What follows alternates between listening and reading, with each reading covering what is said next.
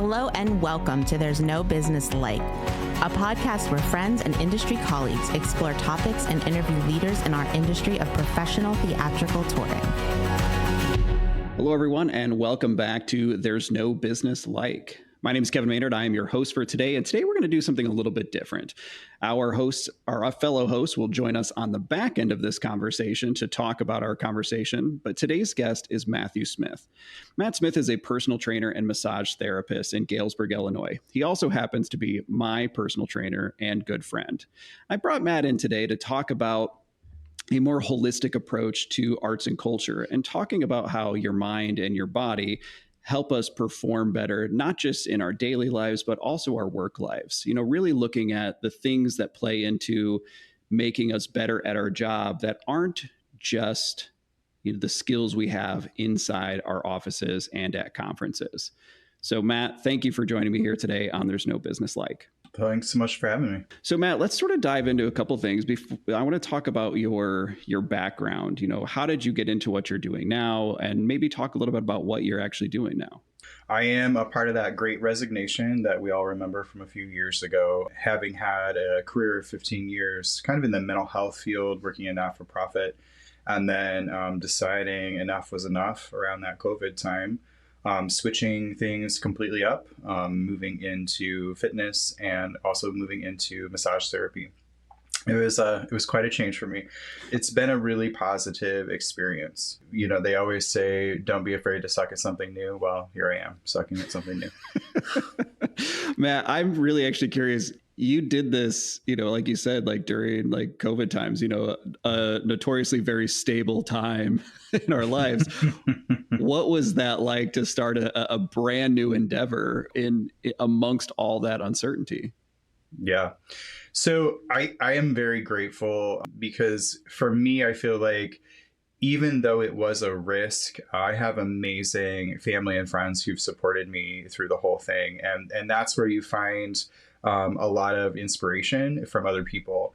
My wife was just really phenomenal in, accepting that, hey, I'm going to go ahead and turn down this very stable paycheck and go back to school while we bought a house and got a COVID puppy and did all the things. So I am exceptionally grateful. And I know that is something that not everyone can do. Yeah. So speaking of your wife, you have a lot of connections to the arts, and obviously she's one of them. So can you talk just a little bit about what your connection to the arts and what it really means for you? Way back in the day, I did participate in theater. I did speech, and I've always had a really deep, I would say, appreciation for seeing live performances and seeing art. These folks get on stage and they do some incredible things with their bodies, with their movement, and that interpretation. And so I've always been very fascinated with that and thought of that in regards to, okay, if they can do these really amazing things, I wonder what it is that I can do. Kind of starting my curiosity for fitness and movement there, I would say. That's a perfect segue. So let's dive in and talk about exercise and movement. When we think about exercise, most people think about it, sort of in terms of weight loss or body composition. But what are the other probably more important benefits of movement and exercise? Longevity. Okay, that's with an exclamation point, Kevin. We know that medical science is advancing very, very rapidly in this country and in others. And so we know that people are expected to live longer with very generalized expectations of Gen Z. So those are the folks born between the 90s and the early aughts, living well past 85 and even up to 100 years old. So thinking about that another way, think about those members of the silent generation that are still with us. So what is their mobility like now and their general quality of life? You may be able to conjure up a grandparent or a great grandparent and think about, how they get around or the lack of mobility for them getting around. Looking at it another way, as the healthy lifestyle trend has become more pervasive in our culture, that concept of getting younger each year has emerged. And while no one is literally reversing the aging process as much as we'd love to, I think we have to come to an understanding that using those healthcare dollars that our parents and grandparents are spending on pills and surgery can actually be better spent on active strategies to preserve mobility, increase longevity, and overall improve health outcomes long term. And I think along with that comes a recognition that the typical aging process results in some interesting changes. I've heard so many of my friends assigning an age to those changes. You know, they'll say, I hit 39 or I hit 44 or whatever, and everything went to shit. But there is research that talks about significant molecular shifts at specific times in your 40s and again in your 60s. But we know that those smaller, less intense shifts throughout adulthood occur. So movement and exercise are surely additions that can positively impact those little twinges, the aches, the grumpy spots as they come up. And because of my background from working in mental health prior to this, my list of fitness benefits is always going to include mental health improvement.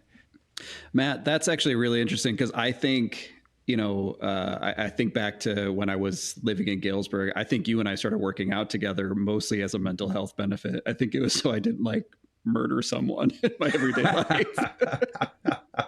100%. And I have to give you some credit, Kev, because I'm really here today a lot based on, how that all played out.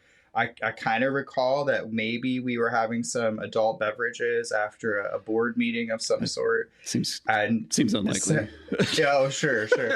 And you might have called it for the night, citing that you were going to run at 5 a.m. And I was like, no, what is that? But yeah, so I think I'm pretty sure I joined you either that day or maybe I had to think about it for a week. But yeah, I'm here because of that. So wow. Thank you. Well, honestly, you're welcome, I guess. No. Matt, you mentioned something else in there that I thought was, sort of interesting. We talk about longevity and sort of feeling better. When you made your switch to being a personal trainer and doing the massage therapy, in the past, 3-4 months, you and I have been working together. And, when I started, I'll be very honest, the goal was weight loss. And, that really hasn't happened. I mean, you and I have figured out the health side of things that prevented that, which we don't have to go into. But what it has done for me is sort of have this realization that I feel better when I'm exercising and when I'm eating right. And so it's helped me sort of have a better relationship with that instead of just being like, oh, I need to exercise because, I need to drop 20 pounds or whatever that is. Sure. Now I've started to frame up that as, I need to exercise because I feel better throughout the day when I get to the gym or go for a run or those sort of things. Can you give any sort of insight about how movement can, sort of improve our productivity in our everyday lives? One of my absolute favorite psychiatrists that I worked with back in the day talked about this idea of behavioral activation.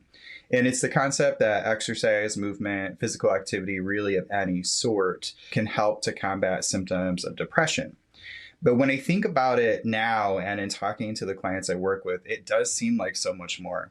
It's that balancing or centering aspect of fitness that carries throughout the day, whether we're finding flow in yoga, clarity from running, or focus from strength training.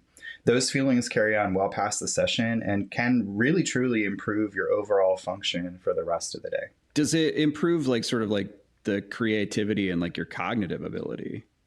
I love that question because it gives me a moment to think about yoga and to talk about yoga. Do you know what the literal translation of yoga from Sanskrit is? No, not at all. Okay. It means to yoke, or it means union.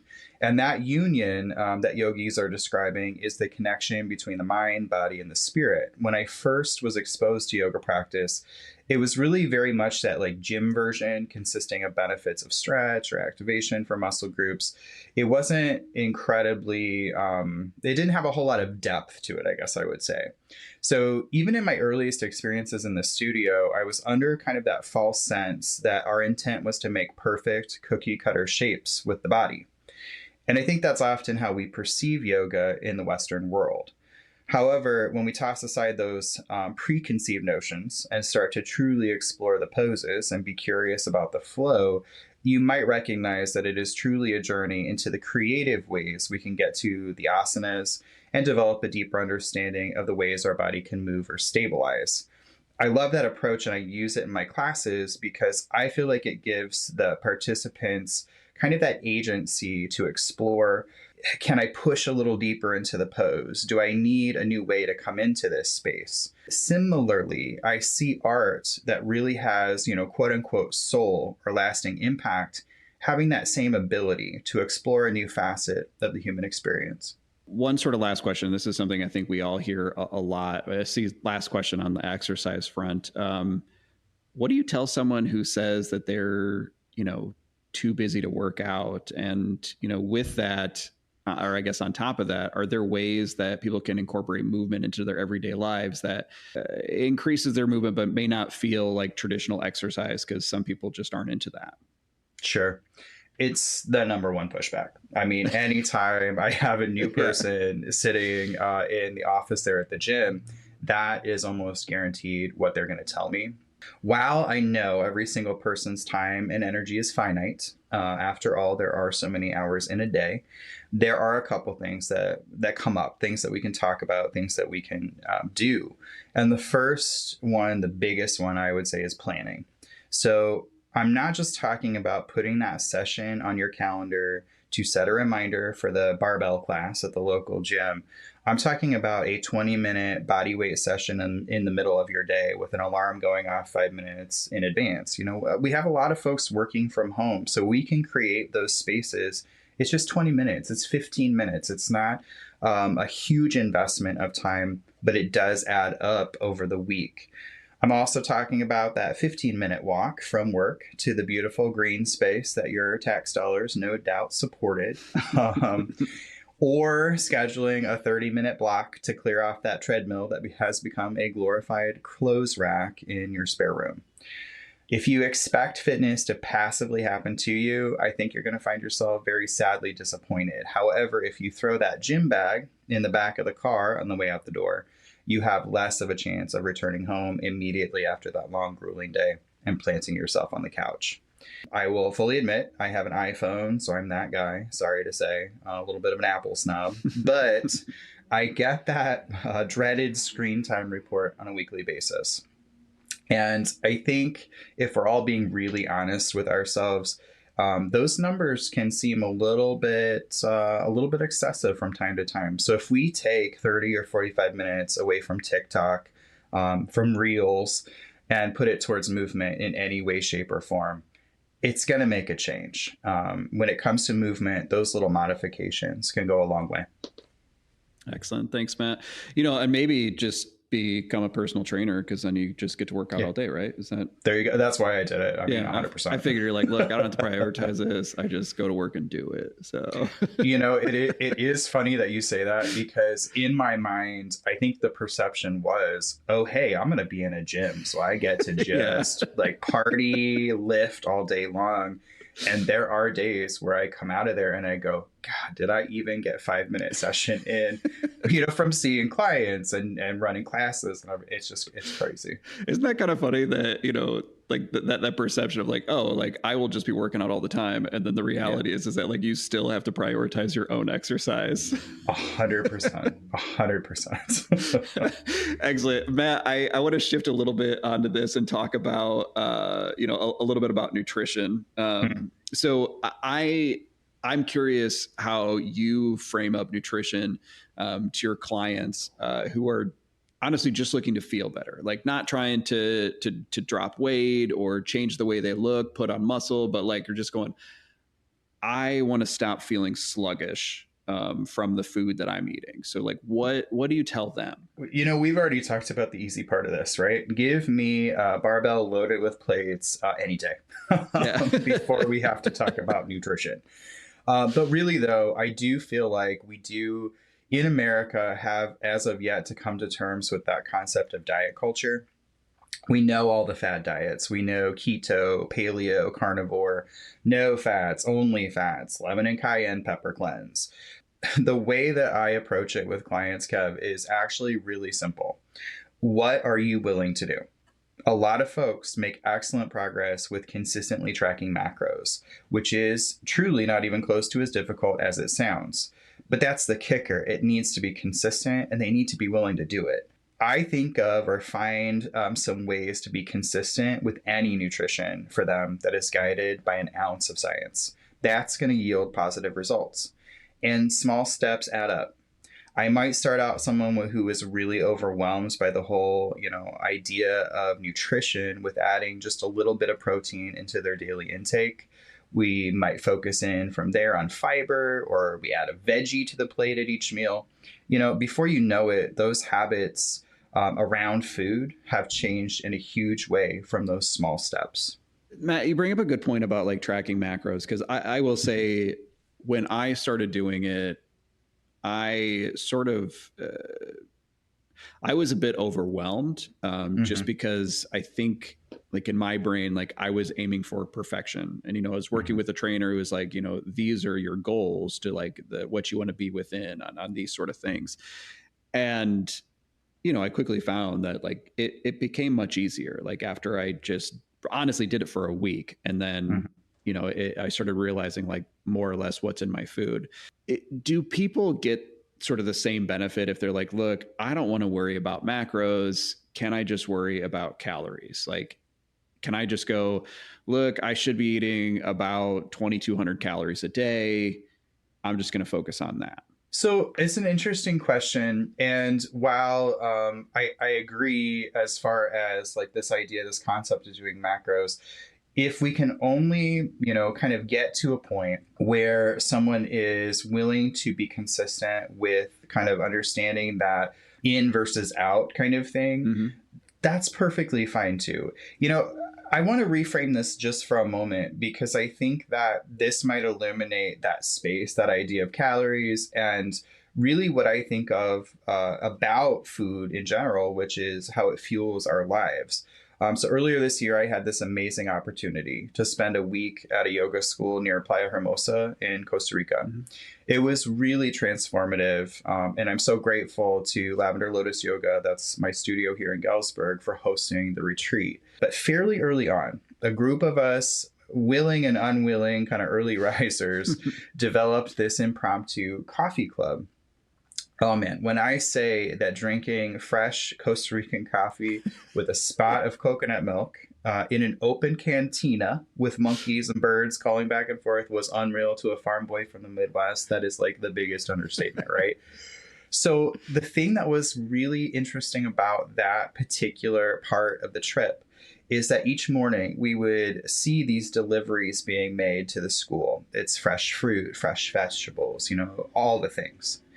And that connection between the farmers bringing in their fare and then the chef and the kitchen staff prepping these delicious nutrient-dense meals, that food, the work, it fed our souls 3 times a day. And it wasn't just for our yoga practices. It was for surfing and rainforest exploration, all of these really surreal excursions. So I felt so close to the food supply, and I felt truly nourished.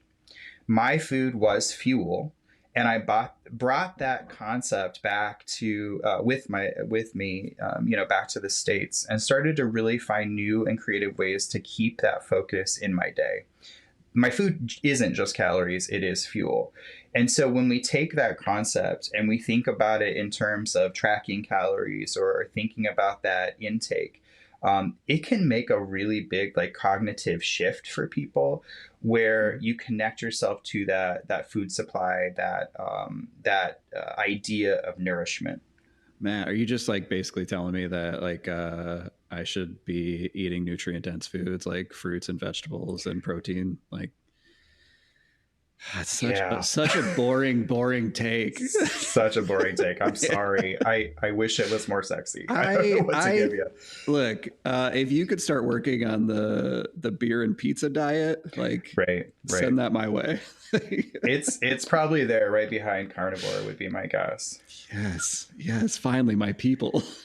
What happened to Liver King? Is he still around? Or is somebody checking in on Liver King? Well, look, it turns out steroids.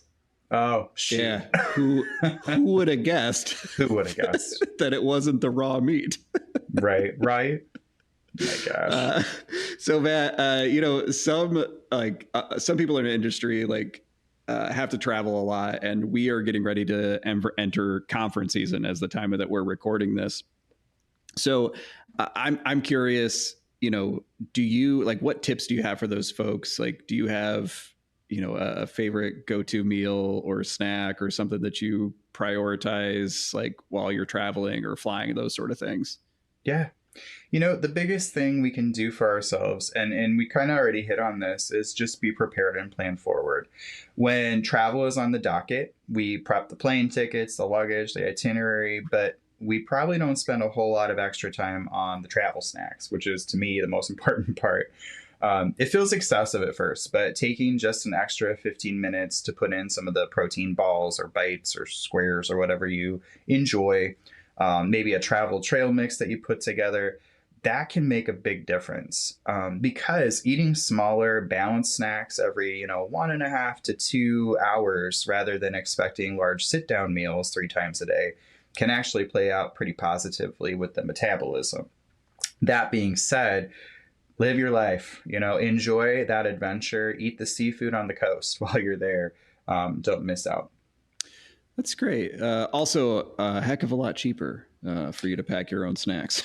Absolutely. If you are running through the airport trying to get a cheap burger, that is not going to happen. Yeah. So, Matt, I find myself eating out a lot, traveling, but also with donors during certain times of the years. So, what sort of things should I be looking at to help me feel full, energized, but at the same time, also enjoying what I'm eating, while I'm eating out? Yeah. So, that kind of strikes me as, going back to macros for a second, that a practice makes perfect moment. So because I encourage clients to track macros, that percentage of their daily meals that consist of protein, carbs, and fats, using a free version of a tracker on your phone. So like MyFitnessPal, Macros First, it gives you the practice it takes to be able to think in macros. So I'm going to take that information, and when I see the meal coming at a donor event or, a conference or something to that effect, it helps to inform my decisions better and help me to make better choices. And I'll also say too that it may feel intimidating at first, but with consistency, and again, there's that word, you're going to start to recognize that balance at each and every single meal that you sit down to or snack that you encounter. And I know I've said this to you a multitude of times, it is not a life sentence. You do your time with tracking your macros, and then you get away from it for a little bit. When I feel like I'm off balance or my body comp seems to be going the wrong direction, I'm going to dust off that tracker for a month or 6 weeks. It's just a great tool to get me to remind me of keeping myself balanced. I also really don't like to get too wrapped up in my daily values. If I can zoom out and take in that week's data, that can be incredibly meaningful for me. Sure, that gala on Thursday was a bust when it comes to my macros, but I dialed it in for the rest of the week and hit my PRs in the gym. That's a huge win. If you're finding yourself struggling, though, with binge eating, restrict cycles, talk to a professional. Those are our folks, our allies, when it comes to having a full life with health and meaning. Matt, that's actually a really great point to talk about the looking at not your things over a day, but over a week, because you're right. You can overindulge or, drink too much, eat too much, whatever on, Wednesday or Thursday, because you went out with friends or went out with a donor. But you can also dial that back or plan for that indulgence throughout the rest of the week. So you're oh, I'm typically around this much, my body needs this many calories, but I'll eat a little bit less on these days because I know that this event's happening here. So it's that planning portion. I'll also say from a couple things that have helped me as far as the eating out goes. I always look at the menu of the restaurant before I go. And then I'll go there and I'll pretend like I haven't looked at it, but I know exactly what I'm going to get. Because like a satiated Kevin makes better choices than a hungry Kevin.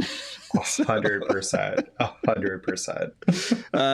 The other thing I want to talk about is alcohol. You've mentioned that, you and I have spent some time at the bar drinking, and it can be fun, but also like what I've realized more and more is that almost every event that we do in the arts and probably outside of the arts as well, it centers around alcohol in some way. Like there is the bar there could be an open bar. People are hanging out to have conversations over drinks. I mean, so I'm curious, do you have any tips for, sort of like responsible consumption? Or let's start with there. Like, do you have tips for responsible consumption?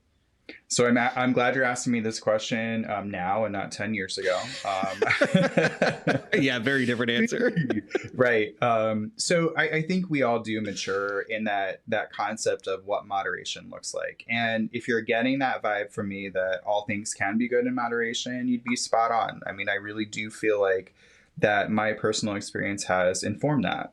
That being said, I also will fully admit that I am a sparkling water fanatic. So I use that to space out my bourbon and my beer when I'm out and about. Also, working in administration for a while and attending lengthy conferences, I developed a fairly healthy respect for cucumber lime water. So just throwing in that hydration as you go, it really does kill two birds with one stone. If you're sitting there sipping on your water, your cucumber lime, or whatever it might be, you're less likely to overindulge and add even more calories, because we do know that alcohol is so calorie dense. And let's also not forget it's 2025, Kev. So there is a huge shift nationally with the younger generations in drinking alcohol. They're not doing it as much as the previous generations. And so these folks, they love the concept of a good mocktail. So don't knock it until you've tried it. Maybe give that a shot to somewhere amidst the Scotch and the IPAs. Yeah, I don't hate the idea of a mocktail. I think what drives me a little bit crazy about it is they tend to be very fruity and sugary on the front. So like Old Man Maynard's like, that's going to give me heartburn. It is truly something that I'm sure the Starbucks people get really upset when they see my car coming, because I am that person who's like half the sugar. No, I mean 2 pumps of the sugar. No, I seriously mean we're doing 2 pumps. Back. That's it. Dial it back, guys. Dial it back. Yeah, no, that's a great point. I'll also point out that non-alcoholic beers are getting way, way better. You sort of used to just be stuck with like your O'Doul's, which isn't the worst. Right. But like things like Athletic Brewing, while not a true IPA, is pretty darn close. Like they're getting good. They are getting good, and they're good at fooling you, which is exactly what you need in that situation. Exactly. So yeah, there's definitely some options out there. You're amazing. I appreciate everything that you've helped me to do and thank you. Coming on here. But one thing that also makes you quite amazing is that you have created a simple body weight workout to share with our listeners. So we don't have to spend too much time on this. We'll link it in our show notes, but can you tell people sort of like, not only like what it is, walk us through a little bit, and then, how they can access it? Yeah, absolutely. So to be very clear, I love this one for several reasons. Because it is quick, it is fairly simple. It's that beginner level body weight or limited equipment 3-day routine. So you can throw 3 days at it a week. Maybe you only have time for, a couple sessions a week. So you're going to alternate that 3rd day the next week, whatever works best for you. But we're going to focus in on functional patterns. So that's the squat. We can think sitting. The hinge, we can think bending, and the press. So we're going to think lifting or stabilizing a load. This particular plan does blend these functional patterns with some corrective exercises that I have found to be particularly helpful with my massage therapy clients. That spot between your shoulder blades. Oh, yep, we've all got it. We all know where it is. It's that one that pulls super tight and it hurts like a son of a gun, right? So lengthening and strengthening at the rhomboids and the trapezius can actually help to diminish that discomfort if that is a contributing factor. And so much of the time, when we're not out and about, we are hunched over computers or, communicating with others in that way. So you'll find that the technique to kind of help or assist in that situation is going to be in the scapular push-up, which is a very small movement, a part of that plan, where we use a plank, whatever plank works for you, modified on knees, inclined against a sturdy table or countertop. And then we're going to pull those shoulder blades together as if holding a pencil in between, and then allowing them to pull right apart. It's deceptively difficult if you're not familiar with it. Yeah, Matt, when you added that into one of my first plans, I was like, this is dumb. And then once I really started doing it, like it was surprisingly difficult, but it did loosen a lot of things up in my shoulders, which I needed. Ultimately, that's the goal. It can help to develop that new way to relieve tension. And a lot of the stretches, a lot of the strengthening that you'll see in this plan, that really is the intention there. So also, just kind of a quick note too, while the plan does have some dumbbell or kettlebell prescribed in it, feel free to modify that. You can do body weight, you could do no weight, you could do lightweight that you found propping up in the garage door. You could grab a gallon of milk, whatever works, get creative, and obviously enjoy the process. You're going to download the app GFit or JEFit, and that is a free app, by the way. You do not need to pay for the paid version of it. And then hit the link, and it should take you directly to that workout. Yes. And also, I'll point out that you and I have been using that app for quite a while. And the nice thing about that, even in the paid version or the free version, is that there are other workouts that, like, when you are ready to move on from this one, there are other workouts that you can, search, follow, like look for, if you're looking to run, to build strength at like different levels of your fitness journey. So it's an easy place to find a new routine as well. Yeah. And I promise I'm not like a paid advertisement for them, but I do love their on-demand, content. They have a lot of it. And they have decent-ish videos. Like, I think it gives us a jumping off point. You can see the videos in that app and go, okay, I get the idea. I get the concept. If something isn't quite clicking, again, Google is our best friend. It's going to give us some additional YouTube videos, some options to kind of go through and just obviously use your best judgment. Or, even better, pay a personal trainer. I mean, I would recommend that as well. So, right, absolutely. Matt, couple of like sort of quick questions to wrap up here. What's one piece of advice you give someone who has always felt intimidated by fitness? Yeah. So you are the expert or the authority on your own body. Okay. That is the first thing I really, really want everyone to take away from this conversation. You're already that expert. Which means that no matter which modality you step into, you're the one who gets to make those decisions and gets to experience it. That being said, be curious, explore it.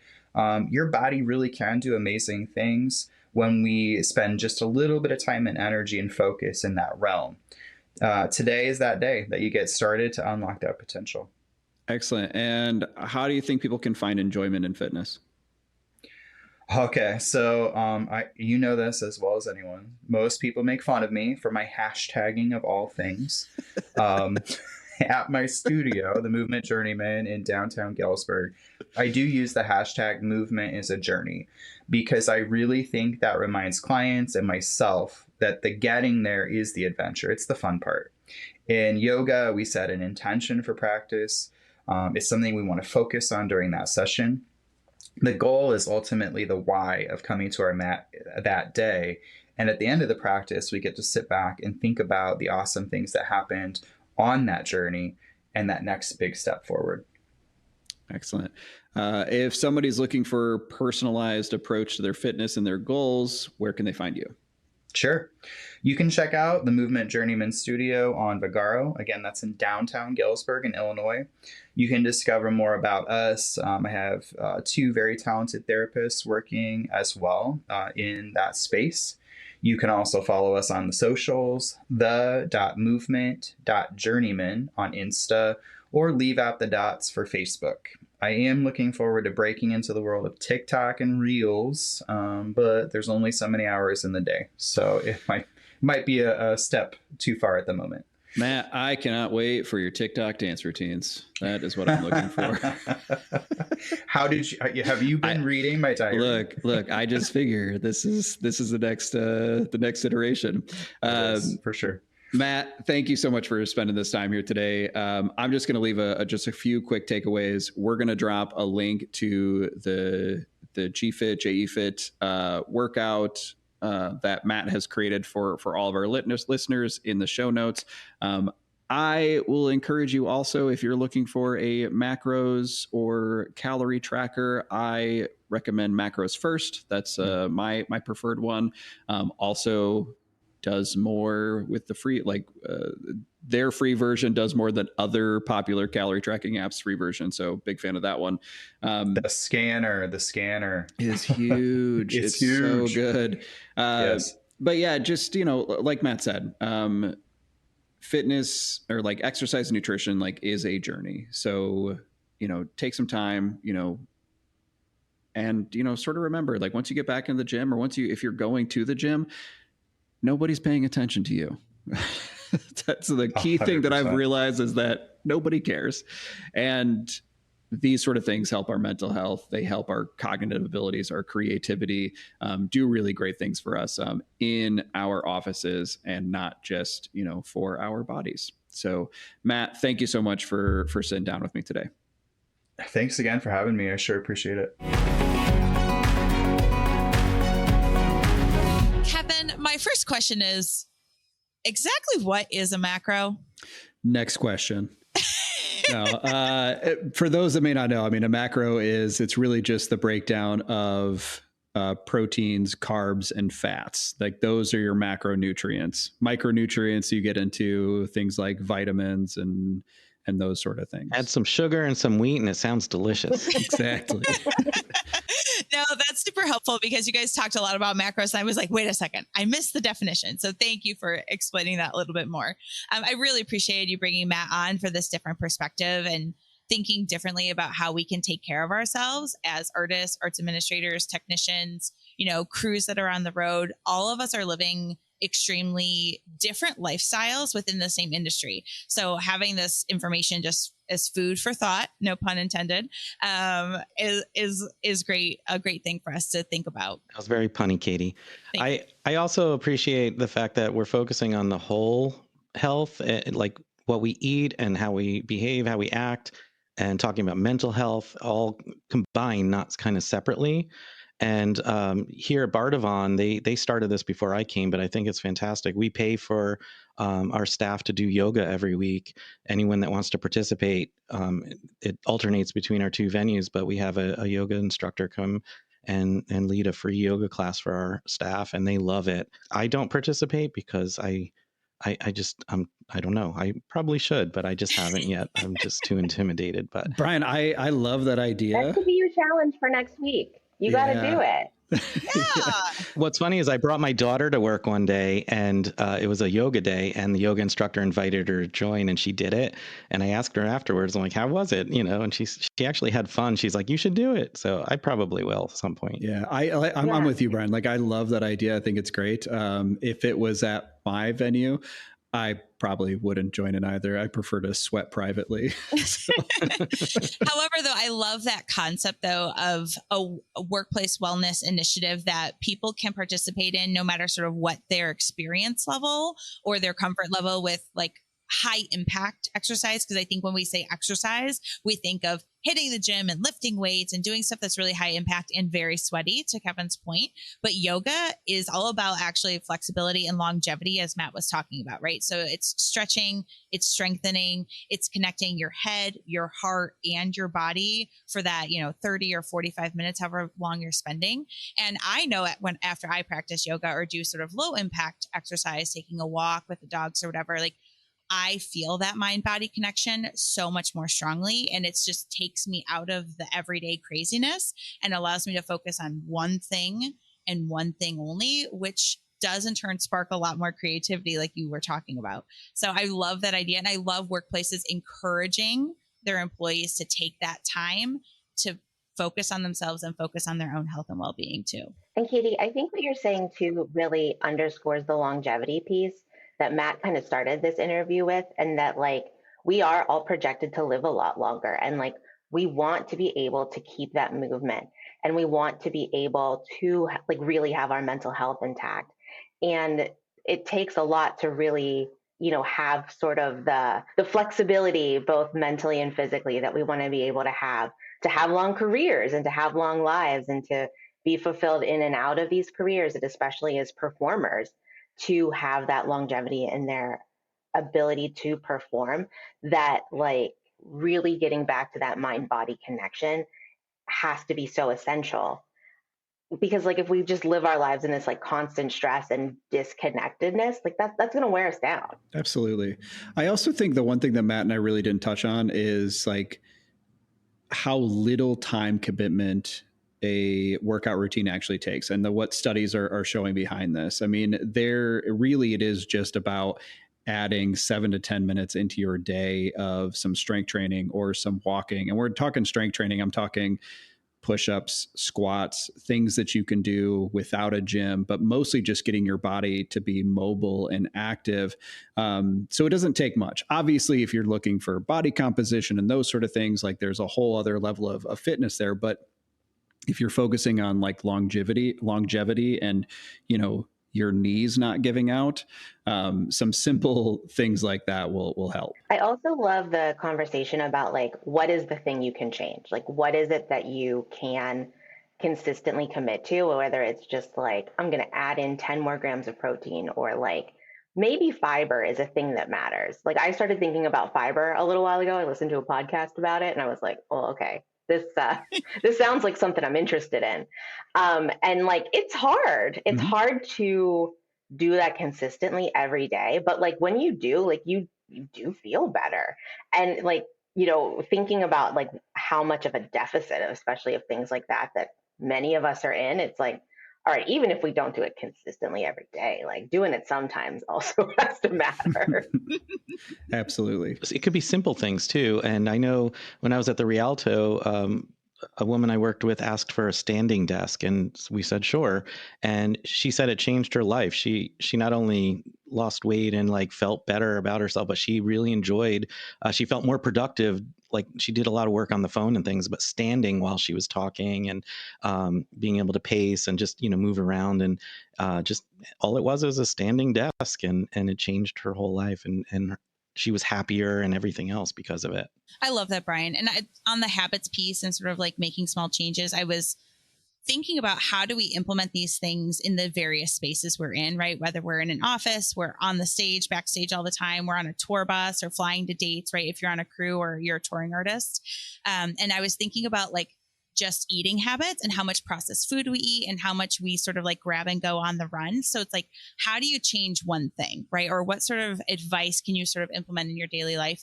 And I was thinking like, as a parent, we always talk about like eat the rainbow. When you're prepping meals for your kids, you want a colorful plate, right? So they're getting some protein, they're getting vegetables, fruit. And I sort of try and do that in my life too, is like make sure I have different colors. So I'm getting carrots, I'm getting tomatoes, I'm getting fresh vegetables. Looking at when I get a plate at home that's macaroni and cheese and carrots, because that's what my kid loves the most. I'm like, oh, this is all orange. This isn't good for me necessarily. But I'm just thinking about like, how do we implement that in our offices or our spaces? So like, prepping fresh vegetables and having them cut up in the office fridge that anybody can grab and go, right, is super helpful, or something we could do. Making sure you're like on the weekend when you have a little bit of free time, prepping some meals to take to the office with you or backstage and sticking in the fridge? Like, how do we just sort of make some small tweaks so that we're not always constantly eating fast food or like not eating at all? I think back to my very first job, and I don't think I didn't eat enough because I was always on the run. Like, I just don't think I fed my body enough, to your point, Kevin, about like food is fuel. I just don't think I ate enough back in those days. And so I kind of felt terrible all the time. So how do we just like make small changes? They don't have to be hard. They just have to be healthier. We also tend to work a lot more alone, even though we're together. We're alone together. And I also think the connection is more important now than ever. And any kind of team activities we can do. They actually also here at Bardavon have a long history of doing something called a stitch and bitch. A lot of people here like to crochet and knit. And so they get together every once in a while and they do a stitch and bitch, and where they kind of like vent all their negative things, whatever they want to like vent, and it all just stays in that room. You know, it's kind of like Las Vegas in the conference room. And they just, stitch and then they leave and they all feel, connected together too, because they kind of like shared some things together. I love that. Yeah. I love the building of community and the stress relief that comes along with that at the same time. I mean, that makes me like want to like learn to crochet or stitch or whatever so that I can go to the club. Well, we can start, the No Business Like Stitch and Bitch. Coming to APAP near you. So Kevin, do you want to talk about the workout for just a second or give any tips and tricks for the workout that Matt put together for us? Yeah. So Matt provided us with a workout. It's meant to be used both. You can do it at home. You can do it at the gym. You can do it on the road if there is like a gym at your hotel that you're staying at. It's really just designed for beginners. So I think day one is a squat pattern. Day two is a hinge pattern. So mostly working on, your hips and your sort of the motion in your arms and those sort of things. There are things that call for a dumbbell, a kettlebell. Lots of those can be done with no weights. Some of those can be done with things like a jug of milk or soup or those sort of things to be able to do that. We use a platform called JEFit or GFit. I'm not sure how it's pronounced, but it's an app. It's got some really great stuff in there. It will give you an estimated time to complete these workouts. I will tell you that it is always wrong. It is always shorter than what it says, no matter Are we what. Linking it in the notes? And in our show notes, it'll all be linked there. So you'll be able to follow the link to get the workout, and you can download the app or you can just see what it is on your computer screen. Well, friends, thank you for coming together and talking about a little bit of fitness and wellness and talking about a holistic approach to our business lives. Matt, thank you for taking the time to sit down with us and for giving us and our listeners a beginner workout routine. And we'll see you next time here on There's No Business Like. All right, everyone. Thanks for listening to There's No Business Like. Our producers and hosts are Brian Zelmer, Josh Benson, Kevin Maynard, Katie Miller, and me, Danielle Van Hook. Views expressed in this podcast are ours alone and are not reflective of the organizations we are a part of. Keep up with us at nobusinesslike.com. There you'll find links to all of our episodes and socials. If you like this podcast, give us a like, a follow, a review, or our favorite, a 5-star rating. Oh, wait, what was that site? I got it, don't worry. It is nobusinesslike.com. Do I sound out bus-I-ness every time I type it? Yep, sure do. Stay in touch, my friends. So we get in this Uber, and it's a car, and the guy opens the trunk, and I normally am like, I got one suitcase and one backpack. Like, I've already got the backpack in the trunk by the time the guy gets back there. And he's like clear, like visibly like concerned, and is like, no, I'm going to do it. And he was like very carefully moving our 2 suitcases and 2 backpacks around in the trunk, and then picked up his bag and sort of like tucked it away in the side corner of the trunk. And he just looked at us and was like, that's my watermelon. And everything's in, we close, we go, and we get about halfway, and we're at a stoplight. He stopped and he's like, excuse me, 1 second. Gets out of his car, goes over to the trunk, comes running back with the watermelon, and then like tucks it in on the seat next to him and like closes the door and starts driving. We like it was silence for a little while, and Travis was like, "Gotta project that watermelon." Was it at Max when you reminded me of our Uber ride in New York where the guy just stopped and bought a cup of coffee? I think he offered to also buy us. Yes, he did, because he was literally falling asleep at the stoplights. Yes. Oh, Like went into a coffee shop, but left the car running for us. Correct. Which I think was a nice gesture so we wouldn't get cold, but we very easily could have stolen that car. We didn't. Yeah, he looked at us Just and went, sat in it like "This is laughing. not those two. I really like the Kegel exercises they recommend. That was just for you, Brian. That one. I'm doing them right now.